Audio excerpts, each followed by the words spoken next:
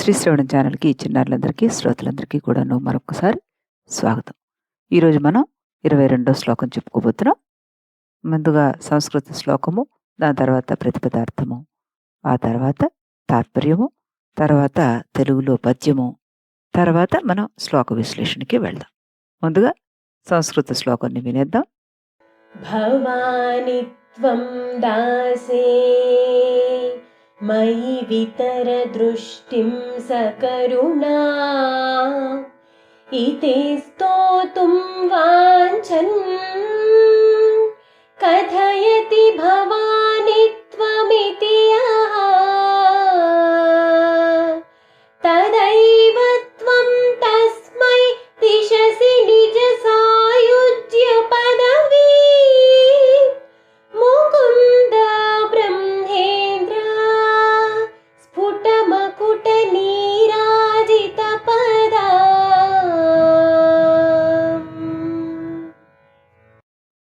చాలా చక్కగా ఆలపించిన హరిచంద్రునికి మరొక్కసారి కృతజ్ఞతలు, ఆశీర్వచనాలు తెలుపుతూ మనం ఇప్పుడు ప్రతిపదార్థాన్ని తెలుసుకుందాం.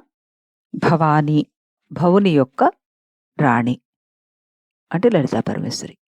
త్వం నీవు, దాసే దాసుడనైన, మయి నాయందు, సకరుణాం దయతో కూడిన, దృష్టిం అనుగ్రహ దృష్టిని, వితర ప్రసారింప చెయ్యి, ఇతి అని స్తోత్రం స్తుతించడానికి, వాంఛన్ కోరుచు, భవాని పరమేశ్వరి, త్వం నీవు, ఇతి అని, యహ ఎవడు ఎవడైతే, కథయతి పలుకునో, తస్మై అతని కొరకు, తదేవ ఆ సమయమునే అంటే ఇంకా వాక్యం పూర్తి కాకుండానే అని అర్థం తీసుకోవాలి మనం. ముకుంద విష్ణువు, బ్రహ్మ బ్రహ్మ, ఇంద్ర ఇంద్ర మొదలైన దేవతల యొక్క, స్ఫుట ప్రకాశించుచున్న, మకుట కిరీటములోని రత్నహార కాంతుల చేత నీరాజిత హారతి ఇచ్చిన, పదాం పాదములు కల, నిజ నీ యొక్క, సాయుజ్య పదవీం ముక్తిస్థానమును, దిశసి అనుగ్రహించుచున్నావు, ఇచ్చెదవు ప్రతిపదార్థం వచ్చింది మనకు. ఇప్పుడు దాని భావానికి తెలుసుకుందాం మనం.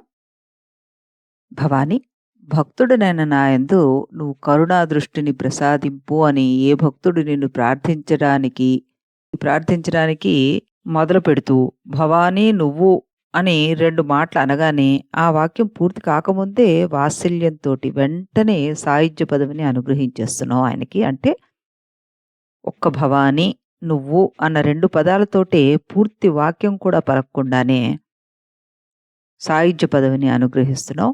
విష్ణు బ్రహ్మ ఇంద్రాది దేవతలు శిరస్సు వంచి నీ పాదాలకు నమస్కరించుచుండగా వారి కిరీటాల కాంతి నీ పాదాలకు నీరాజనం పట్టినట్టుగా వెలుగులతో నిండిపోయింది.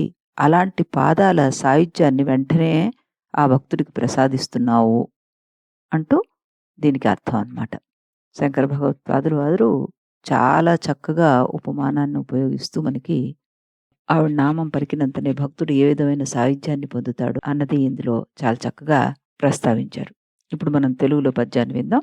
అమ్మా దాసుడనో భవాని కరుణాద్రాపాంగ భాగ్యమును అందిమ్మంచున్ నిను గొల్చు వేళల భవాని త్వం మనన్మధ్యనే అమ్మా నీవు గ్రహించి దాసునికింద్రాజాచ్యుతోత్వాంగ రత్నమౌనాత్మపదం మునిత్తువు గదా ధన్యత్వ సాయుజముల్.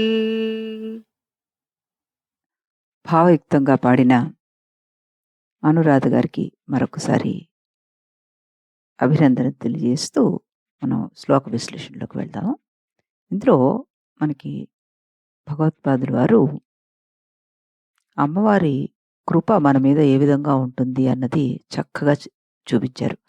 తల్లిని పిల్లవాడు నోరు తెరిచి అరగకుండానే అమ్మా అన్న పిలుపులోనే వాడికి ఏం కావాలో ఎలా తెలుస్తుందో, అమ్మవారైన భవాని మనం ఆవిడ్ని ప్రార్థించడం మొదలుపెట్టిన 2 నిమిషాల్లోనే వీడు ఏం కోరుతున్నాడు నన్ను అన్నది గ్రహించి దాన్ని మనకి అందజేస్తుందిట. ఎంత చక్కటి భావం ఇందులో ఉందో మనం తెలుసుకుందాం దీని శ్లోక విశ్లేషణలో. ఎప్పటిలాగానే మనం ముందు లలితా సహస్రనామానికి గనక అన్వయించుకుంటే ఇందులో 2 నామాలు మనకి చక్కగా కుదురుతాయి. అవి భవాని, భావనాగమ్య. భవః అనే సంస్కృత పదం మనకి భూధాతువు నుంచి వస్తుంది. అయితే దేవీ పురాణంలో ఈ పదానికి నిర్వచనంగా ఒక శ్లోకాన్నిచ్చారు. అది విందాం మనం. రుద్రో భవో భవః కామో భవ సంసార సాగరః తత్ప్రాణాది యం దేవీ భవానీ పరికీర్తిత. భవుడు అంటే రుద్రుడు, మన్మధుడు సంసార సముద్రము అని అర్థం. ఈ ముగ్గురిని జీవింపచేయడం మూలంగా అమ్మవారు భవాని అని చెప్పబడుతుంది. భవం అంటే పుట్టుక, సమస్త ప్రపంచం పుట్టడానికి జీవించడానికి కారకురాలు కాబట్టి అమ్మవారు భవాని అని కూడా చెప్పబడుతుంది. శివుని అష్టమూర్తుల్లో 8వ మూర్తి అయిన జలమూర్తి పేరు భవుడు. భవుని జీవింపజేయనిది కాబట్టి అమ్మవారు భవాని అని చెప్పబడింది. అలాగే పద్మపురాణంలో అష్టోత్తర శతదేవీ తీర్థమాలాధ్యాయంలో స్థానేశ్వరి యందు భవాని బిల్వపత్రమునందును అని ఒక వాక్యం ఉందన్నమాట. స్థానేశ్వరే భవానాఖ్య బిల్వకే నామ పత్రికే ఇది అని.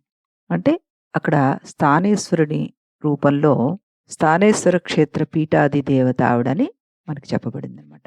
సంసారాన్ని జీవింపచేసేది ఆవిడని చెప్పుకోవచ్చు, మన్మధుడిని జీవింపచేసేది ఆవిడని చెప్పుకోవచ్చు, జలరూపుడైన భవుణ్ణి జీవింపచేసేది ఆవిడని చెప్పుకోవచ్చు, పుట్టుకకు కారణభూతురాలు ఆవిడ, రుద్రుణ్ణి జీవింపచేసింది ఆవిడ, శివుడికి భార్య అయిన భవుని భార్య ఆవిడ ఈ భవాని అని మనం చక్కగా చెప్పుకోవచ్చు.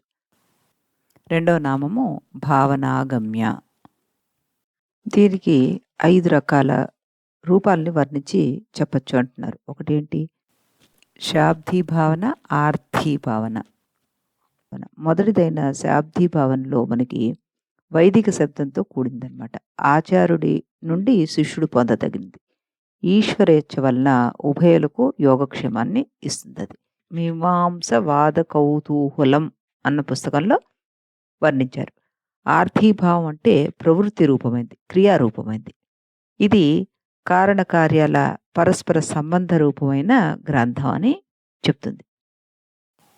పై రెండిటి వలన మనకి పొందదగినది లేదా పొందరానిది అనే అర్థం వస్తుంది. లేదా కర్మ మార్గ విషయమని లేక కర్మ మార్గమును అనుసరించడానికి కలిగిన చిత్తశుద్ధి రూపిణి అని కానీ అర్థం వస్తుంది. ఇంకొక రకంగా తీసుకుంటే మనకి భావన 3 విధాలైన భావాలు ఉన్నాయి అందులో. ఏమిటవి? కూర్మపురాణం నందు బ్రాహ్మీ, మహేశ్వరి, అక్షర భావన అందులో ఉంది. ద్విజులు ఈ 3 రీతుల శివుని భావిస్తూ ఉంటారన్నమాట. అలాగే వేరే చోట ఓ బ్రాహ్మణ, భావన త్రివిధం అని చెప్తున్నారు, నువ్వు తెలుసుకో. ఒకటి నాకు చెందింది అంటే అక్షరం, తర్వాతది వ్యక్తరూపం మహేశ్వరి, మూడవది త్రిగుణాత్మికమైన బ్రాహ్మి. ఇది కూర్మావతారాన్ని గురించి ఇంద్రద్యుమ్నుడికి భగవంతుడు చెప్పిన మాటలన్నమాట. ఈ త్రివిధ భావనల గురించి అప్పయ్య దీక్షితుల వారు రత్నత్రయ పరీక్ష అనే గ్రంథంలో చాలా వివరణగా మనకు చెప్తారు. ఇవి కాకుండా యోగిని హృదయంలో మనకి 1 నుంచి 27 వరకు ఉన్న శ్లోకాల్లో ఈ భావన 3 విధాలుగా చెప్పబడి ఉంటుంది. ఒకటి సకల, రెండవది సకల నిష్కళ, మూడవది నిష్కళ. మూలాధారం నుండి ఆజ్ఞాచక్రం వరకు భావన మనకి సకలం అని చెప్పుకుంటారు.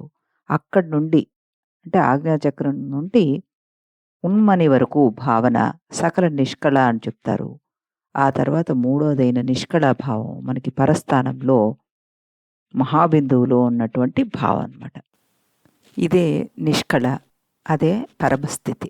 ఈ రకంగా భావనల చేత పొందదగినదే లలితాదేవి అంటూ చెప్పారు మనకి ఈ నామంలో. అంటే ధ్యానము చేత పొందదగినది దేవి, పూజాది క్రియల చేత పొందరానిది కేవలం మనస్సును నిష్క్రియ వనర్చి సమాధిలో పొందదగింది అన్న భావం అన్నమాట. ఇలాంటి చక్కటి అర్థాలు చెప్పుకోవచ్చు. ఇకపోతే పెద్దలు వీటిని మన మహావాక్యాలతోటి దీన్ని అన్వయపరుస్తుంటారు. అవి ఏమిటవి? మహావాక్యాలు మనకి తత్వమసి, అహం బ్రహ్మాస్మి, అయమాత్మ బ్రహ్మ, ప్రజ్ఞానం బ్రహ్మ ఇవి. అయితే ఇందులో తత్వమసి, తత్ ప్లస్ త్వము ప్లస్ అసి, అది నీవే అయి ఉన్నావు. అంటే అది అంటే అక్కడ పరమాత్మ అని, పరబ్రహ్మ స్వరూపం అని. అది నువ్వే అయ్యున్నావు. అది సామవేదం చెప్తుంది మనకి. ఛందోగ్యోపనిషత్తులో కనబడుతుందనమాట. అలాగే అహం బ్రహ్మాస్మి, అహం ప్లస్ బ్రహ్మ ప్లస్ అస్మి, నేనే బ్రహ్మను. అంటే ఆ పరమాత్మ ఎవరో అది నేనే అని చెప్తోంది శుక్ల యజుర్వేదం. మనకి బృహదారణ్యకోపనిషత్తులో ఈ వాక్యం కనబడుతుంది. అలాగే అయం ఆత్మ బ్రహ్మ, అయం ప్లస్ ఆత్మ ప్లస్ బ్రహ్మ, ఈ ఆత్మయే బ్రహ్మ అన్నాడు. ఇది మనకి అథర్వవేద మాండూక్యోపనిషత్తులో కనబడుతుంది. చివరిది ప్రజ్ఞానం బ్రహ్మ. ఋగ్వేదంలో మనకిది ఐతరేయోపనిషత్తుల్లో కనబడుతుందన్నమాట.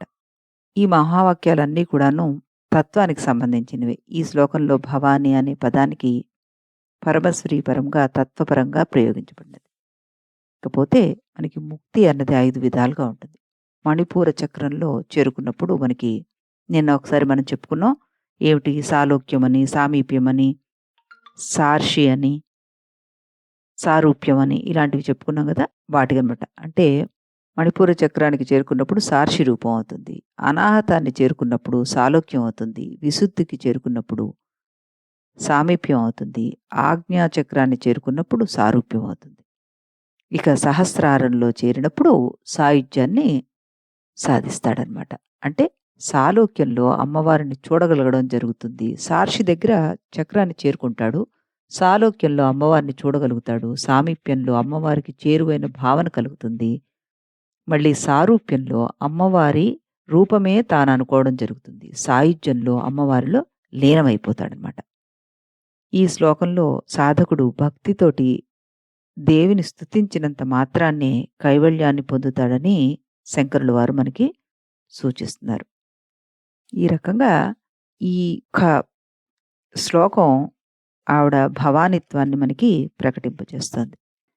ఇక్కడ మనం శివానంద లహరిలో 28వ శ్లోకాన్ని కూడాను సమన్వయపరచుకోవచ్చు. సాలోక్యం తవ పూజనే శివ మహాదేవేతి సంకీర్తనే, సామీప్యం శివభక్తి దుర్యజనతా సాంగత్య సంభాషణే, సారూప్యంచ చరాచరాత్మక తనుధ్యానే భవానీపతే, సాయుజ్యం మమ చిత్రమత్ర భవతి స్వామిన్ కృతార్థోస్మహం అన్న దాంతోటి మనం సమన్వయపరచుకోవచ్చు. అంటే ఓ మహాదేవ, నిన్ను పూజించడమే సాలోక్యము ముక్తి, నిన్ను కీర్తించడమే సామీప్యముక్తి, నీ భక్తుల సాంగత్యము వారితో సంభాషణే సారూప్యముక్తి, చరాచర జగత్తు నాలో ఉన్నది అని అనుకోవడమే సాయుధ్యం. అటువంటి జన్మరాహిత్య సాయుధ్యాన్ని, ముక్తిని ప్రసాదించేది పరమేశ్వరి అని మనం చక్కగా చెప్పుకోవచ్చు ఇక్కడ. దీన్ని మనం భవారణ్య కుటారిక అన్న నామంతో ముగిద్దాం. భవః సంసార ఏవ అరణ్యమతి గహనత్వాత్ పౌనః పుణ్యేన ప్రరోహాచ్చ తస్య కుటార ఏవ కుటారిక ద్వయోః కుటార ఇతి. అంటే భవము అనే దుఃఖంతో కూడబడినటువంటి ఈ సంసారం అనే అడవిలో మరల మరల మొలుస్తోంది, అట్టి సంసారానికి గొడ్డలి వంటి దానివి నువ్వు అంటూ చక్కటి అర్థం అనమాట. మోహాందంతో నిండిపోయింది ఉంది. దుఃఖభూయిష్టమైన ఈ సంసార అటవిని లలితాదేవి నాశనం అనుస్తుంది. ఆవిడ నామాన్ని ఒక్కసారి జపిస్తే చాలు మనకి ముక్తి నొసుగుతుంది అంటూ మనం దీన్ని కంక్లూడ్ చేసుకోవచ్చు. అలాగే భగవద్గీతలో కూడా మనకి పరమాత్మ ఇదే విషయాన్ని చెప్తారు. మన్మనా భావం మద్భక్తో మద్యాజీ మాం నమస్కురు, మమే వైష్యసి సత్యం తే ప్రతిజానే ప్రయోగసిమే అంటారు. అంటే నా యందు మనస్సు లగ్నం చేయి, నా భక్తుడిగా నన్ను ఆరాధించు, నన్ను నమస్కరించు, నన్ను నిశ్చయంగా నువ్వు చేరుకోగలవు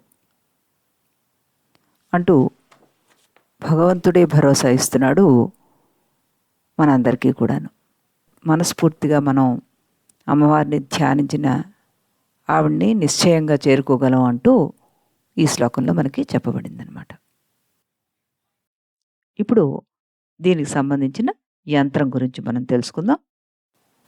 దీనికి యంత్రం శ్రీచక్రమే అన్నమాట. ఎప్పుడూ చెప్పుకున్నట్టుగానే మనం యంత్రం బీజాక్షరాలు, యంత్రాలు గురుముఖత నేర్చుకోవాల్సిన విద్య కాబట్టి మనంతట మనం దాన్ని ప్రాక్టీస్ చేయకూడదు. అందరికీ కూడాను మరొకసారి మనవి.